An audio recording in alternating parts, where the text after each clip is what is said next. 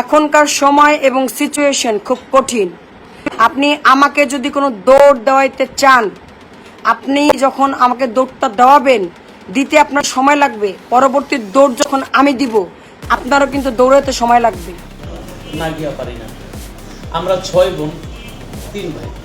আমি ছোট ছিলাম, বড় হওয়ার পরে 2 বোনের বিয়ে ইনশাল্লাহ আমি দিয়েছি। আমার ছোট 2 ভাই, ওদের বিয়ে আমি করেছি। আল্লাহ সব কিছু করেছে, আমি ছিলাম। আল্লাহ আমার ছেলে বিয়ে করে এলাম, মেয়ে বিয়ে দিলাম। ছেলের বিয়ের অনুষ্ঠান হয়েছে পুলিশ কনভেনশন হল, প্রায় 1000 লোকের আয়োজন করা হয়েছিল। তার গায়ে হলুদ করেছি বসুন্ধরা।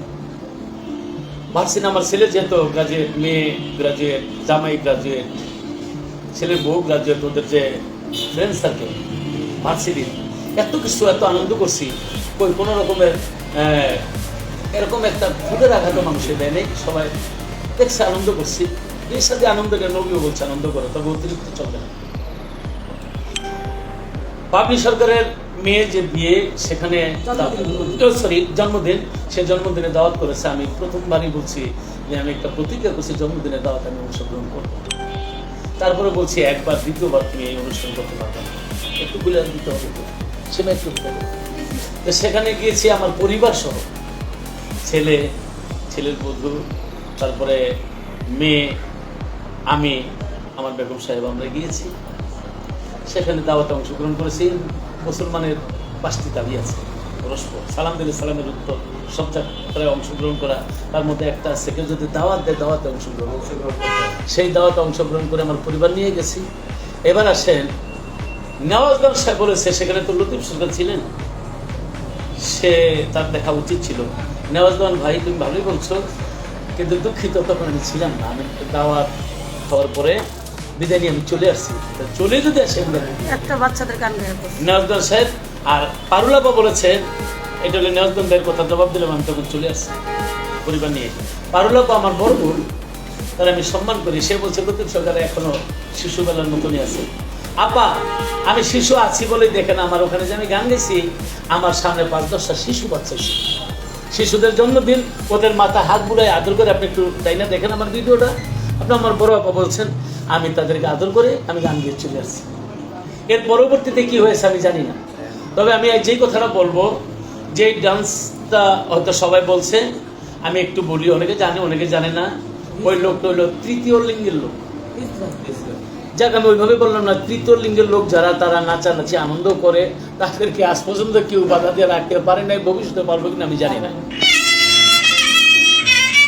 এটা দাও।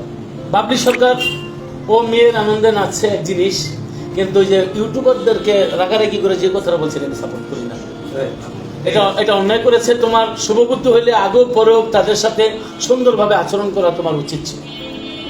গেল একটা। এখন আমি নাম বলতে চাই না, একটা লোক, ও যেই কোনো সময় লাইভে আসে, যেই কোনো কাজের বিষয়ে লাইভে আসে, ও আমার ওই বিষয়ে বলতে গিয়া, তারপরে হযরত শাহ আলী বাগদাদী রহমতুল্লাহ আলাইহির পুরুষের সামনে 19, 20, 21, এখানে 40 বছর যাবত থাকি এই বিশিরবাসীর সাথে। ইনশাল্লাহ এই 40 বছরের মধ্যে আমি বুকে হাত দিলাম। গোয়েন্দা বিভাগ এবং আইন শৃঙ্খলা রক্ষাকারী বাহিনী, আপনারা যারা আছেন সকলের শ্রদ্ধা করে বলছি। আর যেই লোকটা বলছে, নাম আমি নিতে চাইলাম না, বুঝানিয়ার লোকটাকে, ও আয়সা এখানে জরিপ করুক। 40 বছর, 3 যুগেরও বেশি, আজ পর্যন্ত লতিফ সরকারের নামে কোন একটা বিশিলবাসী একটা কমপ্লেন দিছি। তাদের সাথে এক জায়গা মাত্র আমি নামাজ পড়ি, আমরা তাদের সাথে আমরা একসাথে ইফতার করি, তাদের সাথে এক সমাজ আমরা চলাফেরা করি। আজকে তুমি সেই হযরত শাহ আলী বাগদাদী রহমতুল্লাহ পুরুষ সম্পর্কে নিয়ে বললা, এখানে মেয়েরা তারা অশ্লীল কাজ করে, তারা নর্তকী, তারা গান গায়, গানের পরবর্তীতে হোটেলে যায়, হোটেলের মধ্যে গিয়ে অসামাজিক কাজ করে। আমি কি ওর নামটা নিব কি নিব না? ওর নাম হলো রহমান। নামটা নিতে চাই না, গোলাম রহমান মাঝভান্ডারী।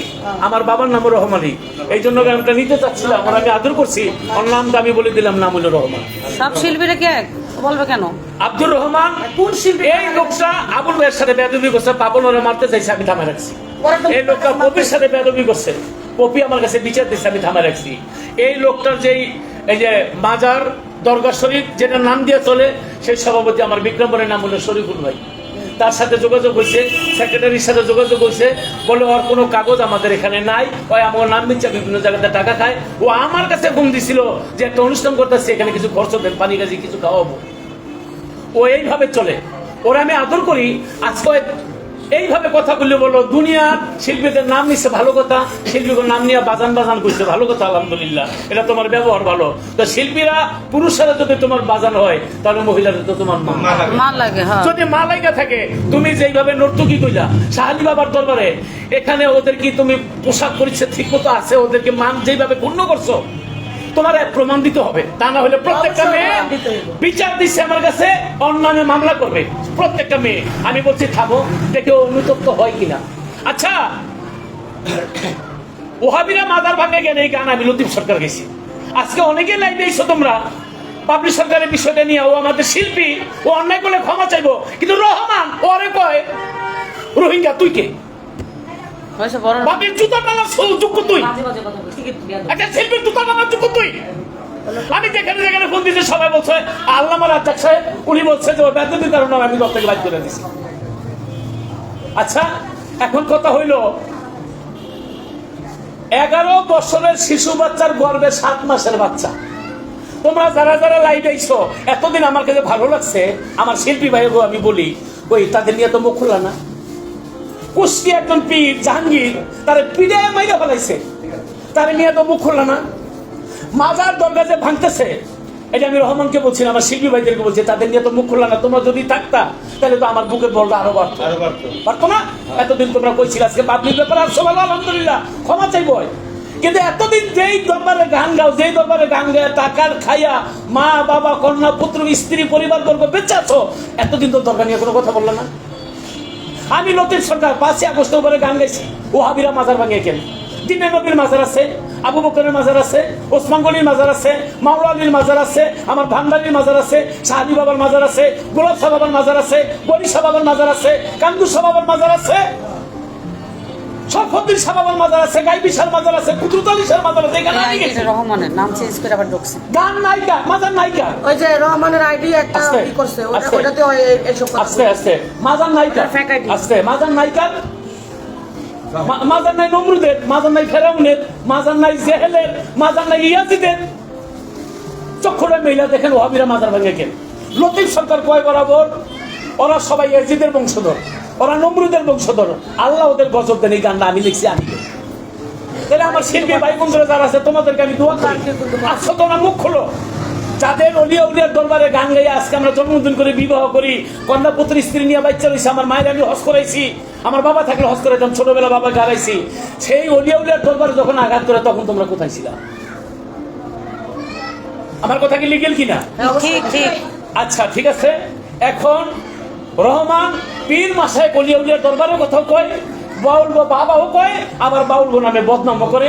তুমি যদি পীর মাসায়েকের অলি উলিয়ার দরবারের প্রতি মহব্বত থাকে, তাহলে শাহালি বাবার দরবারের মধ্যে যে কিছুদিন আগে উরুস হইব, দেখেন আপনারা, মদ খাইবো, ওরা নর্তকী করবো, গান গাইবো, গানের পরে হোটেলে যাইবো, আবি যাবি যে কথা বললাম। তাহলে তুমি যদি মাজারের ভক্ত হও, তাহলে এই কথা কেমনে বলবো? এখন আমি এখানে 40 বছর যাবত থাকি, ছোটবেলা থেকেই বাবার দরবারে এসেছি। আমার পাশে যে মেয়েগুলি, একটা কাকে পানি খেলে তো আমরা খবর পাই। আমার এই ছেলে মেয়েগুলি ওরা এক একজনে প্রতিষ্ঠিত। তুমি যে বললা, তুমি কিছু কিছু বলতে পারতো, আমি জানি না কে ভালো কে মন্দ, তুমি যে ভয়ের অভাবে বললা এই শাহালি বাবার উরুস সম্পর্কে। এখন যারা আমাদের মাজার ভাঙ্গে, যারা মা কিভাবে মূর্খ কথাটা সুন্দর করে বললো যে পায়খানার রাস্তায় পেশাবের জিনিসটা ডুবাই দিছে, তুমি এগুলি বলার অর্থ তাদেরকে উস্কাই দিলা। তুমি মাদার সম্পর্কে, এই শিল্পীকে সম্পর্কে এগুলি বলার অর্থ, যারা পীর জাহাঙ্গীরকে হত্যা করছে তাদেরকে উস্কাই দিলা। এগুলি বলার অর্থ, ও ফারুক সাহেব মাওলানা ঘরের মধ্যে গিয়ে যারা জবাই করছে তাদের সব জায়গায় উস্কানিমূলক কথা কয় এই বেয়াদব। এখন প্রত্যেকটা শিল্পী মামলা করতে চাই, ওদেরকে থামাইছি। আমার ভিডিওটা যদি পাও তাহলে তুমি বাংলাদেশ জাতীয় বাউল সংগ্রহ ফাউন্ডেশনে যোগাযোগ করবা। আরেকটা কথা, আমার প্রিয় আশেকান, লিপি সরকারের আশেকান, রফিক সরকারের, আমাদের সাংগঠনিক সম্পাদক রতন ভাইয়ের, বাকি সরকারের, রুবি চৌধুরী, আমাদের যত শিল্পী আছে, প্রেমিক যারা আছে, আমি এক আল্লাহর কাছে জানাই রাখলাম, আর আপনাদের কাছে দায়িত্ব দিলাম, মুসলিয়া তো লাগে। ও যদি আসে আসবে, তা না হইলে আমরা আইনের হাতে আইনের ব্যবস্থা নিব। নেওয়ার আগে আপনাদের মতামত চাই। ও এটা করে ভাইরাল হইতে চায়, ওর দলের লোকের ওরে বহিষ্কার করে ওরে সদস্য পদ এখনো দেয় নাই। আমি সবার সাথে যোগাযোগ করছি, শরীফুল ইসলাম ভাইয়ের সাথে, আমাদের আপনার যে দরগা মাজারের সেক্রেটারি সাহেবের সাথে, আল্লামা রাজ্জাকুল মাওলানা সাহেবের সাথে, সবার সাথে আমি যোগাযোগ করছি। তুমি মনে করো না আমি বসে রয়েছি, তোমার আমি অনেক আদর করতাম, কিন্তু তুমি যা যা করলা, মান সম্মান যতটুকু গেছে গেছে, জানি না কেন গুলি করলা। আমি তোমাকে আরেকবার বললাম, এটার সমাধান তুমি সমিতি দেয় কিভাবে সমাধান করবা বলবা। আসসালামু আলাইকুম। দেশবাসী ও প্রবাসে যারা আছেন সবাইকে একটা ফ্যাকাল্টি দিয়ে আপনার বাজে বাজে কমেন্ট করছে। শ্রদ্ধা ও ভালোবাসা রইল। এখনো বাজে কমেন্ট করতেছে। ফ্যাকাল্টি দিয়ে। আচ্ছা ঠিক আছে। আমি প্রথমেই বলতে চাচ্ছি, ভুল মানুষই করে, আমরা মানুষ ভুলের কেউ ঊর্ধ্বে নই। বাবরি সরকার তার মেয়ের জন্মদিনের অনুষ্ঠান করছে, এখানে তৃতীয় লিঙ্গের আমাদের এক ভুল। সে অনেক জায়গায় আমাদের নিজেকেও বায়না করে থাকে, আমিও তার চেয়ারম্যান ছিল, হ্যাঁ বায়না করে থাকে, আমরা তাদের প্রোগ্রাম করি। তারা তৃতীয় লিঙ্গের মানুষগুলো এই টাইপেরই, তারা একটু নাচানাচি করে আনন্দ করে। এটা আপনারা বাংলাদেশের মানুষ না, মহাভারতের মানুষ সবাই জানেন। এখানে যদি বাবরি সরকারের এই অনুষ্ঠানটা প্রাইভেট, তারপরে এখানে যেহেতু কিছু ইউটিউবাররা গেছে, তারা বিভিন্নভাবে ছাড়ছে, হ্যাঁ, তাই বাবরি সরকার ইউটিউবারদেরকে না বলাটাই উচিত ছিল, যেমন আমাদের সভাপতি সাহেব বলছে। এখানে বাবরি সরকার তার পদক্ষেপ নিবে, পরবর্তীতে লাইভে সে যা বলছে এই কথাগুলো হয়তো একটু উল্টাপাল্টা হয়েছে, তার আমরা সাপোর্ট করি না, ওই জায়গাটা আমরা যা করি না, সাপোর্টিং। আমাদের সিনিয়র শিল্পীরা আছে, পাগলমণি সাহেব আছে, মুরব্বীরা যারা আছে, তারা বিচার করবে। আমরা সেই পদক্ষেপ নিচ্ছি, সাংগঠনিক আমরাও চাই তার বিচার হোক। কিন্তু আব্দুর রহমান ভাই, আপনাকে আমরা ভালোবাসি, আপনি বিভিন্ন জায়গায় বিভিন্ন শিল্পীদেরকে নিয়ে কথা বলেন এবং বাজে মন্তব্য করেন, কিন্তু আজকে আপনি গতকালকে যে লাইভে আসলেন, আপনি যে এসে শাহ আলী বাবার উরুস সম্বন্ধে কথা বললেন, এইখানে কি একটাও ভালো কাজ হয় না? একজন মানুষ কি আগরবাতি মোমবাতি দিতে আসে না? একজন মানুষ কি শাহ আলী বাবারে ভালোবাসে এখানে তার নিজের অস্তিত্বকে বিলীন করে দিতে আসে না? শাহ আলী বাবাকে ভালোবাসার লক্ষ লক্ষ মানুষ আসবে 19, 20, 21 তারিখে, কিন্তু আপনি এটা কি বললেন? সমস্ত শিল্পী মানে হোটেলে যায়, 1 ঘন্টা পর পর কাপড় পাল্টায় আসে, এগুলো কি বললেন আপনি? এগুলোর জন্য আপনি অবশ্যই, আমার সভাপতি আপনাকে টাইম দিছে, আপনি এসে বাংলাদেশ জাতীয় বাউল সমিতি ফাউন্ডেশনে আপনি কি করবেন, এসে সেই ব্যবস্থা করেন, আপনার বিরুদ্ধে আইনগত ব্যবস্থা নেওয়া। আমি আর বেশি কিছু বললাম না, এই পর্যন্ত রাখলাম। এইটা আপনার কানে গেলে আপনি আরেকটা কথা বলছেন, কি রফিক দেওয়ান, আমার নাম তো আপনি সুন্দর করে বলতে পারেন নাই, পাগল রফিক সরকার, জাতীয় বাউল সমিতি ফাউন্ডেশনের সাধারণ সম্পাদক, এভাবে বলেন নাই, রফিক দেওয়ান বলছেন। আমি নাকি আমার চতুর্থ সাইডে চাপ দিয়ে রাখছে, আমি নাকি আমার চাকরি থাকবে না, আমি ভয়ে কিছু বলি নাই। এই কথা আপনারা কে শিখা দিচ্ছে? আমার কিসের চাকরি থাকবে না? আপনি দেখেন, এই পর্যন্ত বাংলাদেশে যতগুলো অঘটন ঘটছে বাউলদের বিরুদ্ধে বা মাজারের বিরুদ্ধে, প্রত্যেকটা কথায়, প্রত্যেকটা কাজে আমরা সর্বপ্রথম প্রতিবাদ করছি। আর আপনি তাদের বিরুদ্ধে কথা বলতেছেন।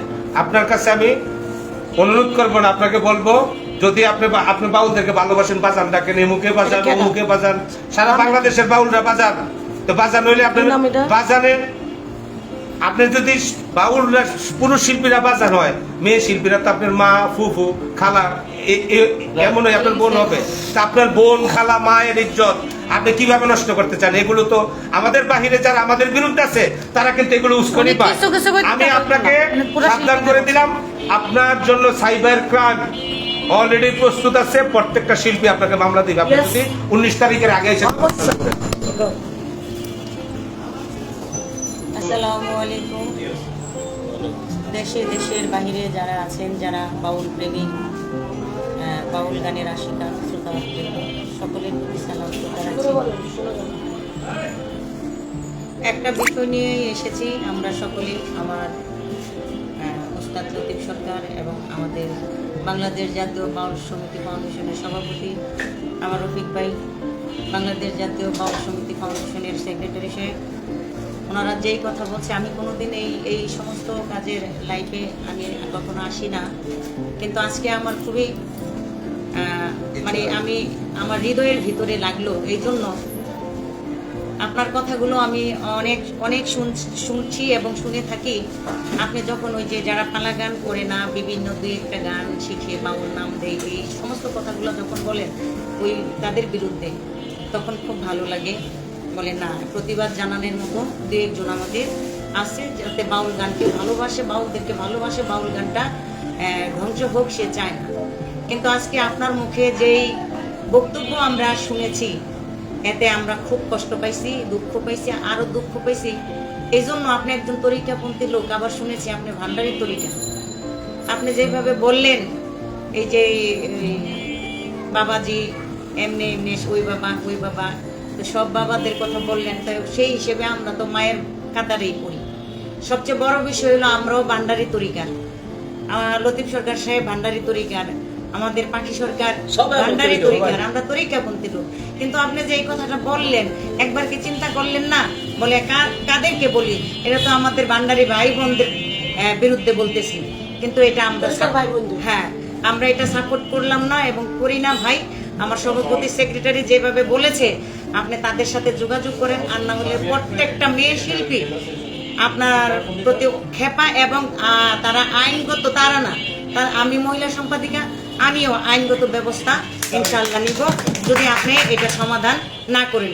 আপনি যে নোংরা ভাষায় কথাগুলো বলছেন, যে অন্যায় করছে তাকে বলেন, আমাদের দুঃখ নাই, আমাদের আফসোস নাই। কিন্তু আমরা কি ওইখানে ছিলাম কিনা, আমরা ওইরকম কিনা, বাংলাদেশ জাতীয় বাউল সমিতি ফাউন্ডেশনের একটা শিল্পী এরকম দেখাইতে পারবেন কিনা, ওই যে কই যায়, কাপড় চেঞ্জ করে, কি আসে বিষয়, এই যে এই বিষয়গুলো বললেন, এই বিষয়গুলো বললেন, কেন বললেন? কেন বললেন? আমরা মেয়ে বিয়ে দিছি, আমাদের মেয়ের জামাই আছে, আমারও বিয়ে শাদী আমরা মেয়ে দিব, ছেলে বিয়ে করাবে, আমাদের আত্মীয় স্বজন আছে, আমাদের মান ক্ষুণ্ণ কেন করলেন? আমরা মানহানি মামলা আপনাকে দেব। আপনি তাড়াতাড়ি ব্যবস্থা নেন এবং আমার সভাপতি সেক্রেটারির সাথে যোগাযোগ করেন। ধন্যবাদ।